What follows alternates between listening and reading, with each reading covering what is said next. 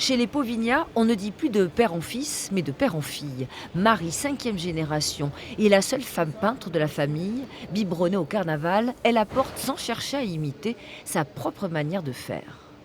C'est pareil que les hommes, on a peut-être un regard un peu plus féminin, un peu plus délicat, entre guillemets, un peu plus doux que les hommes. Mais après, je suis la seule peintre.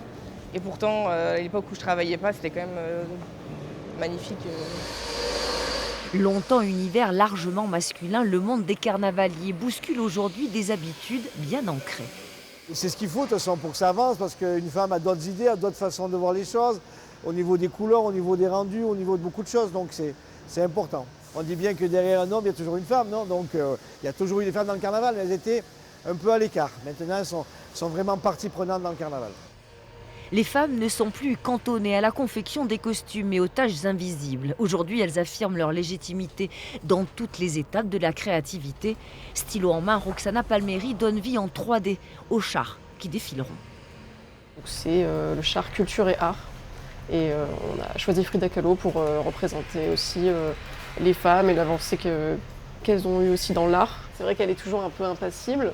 Donc ça fait un peu toujours cette idée de femme forte qui peut-être montre pas forcément aussi tous ses sentiments, mais elle va le transmettre par sa peinture.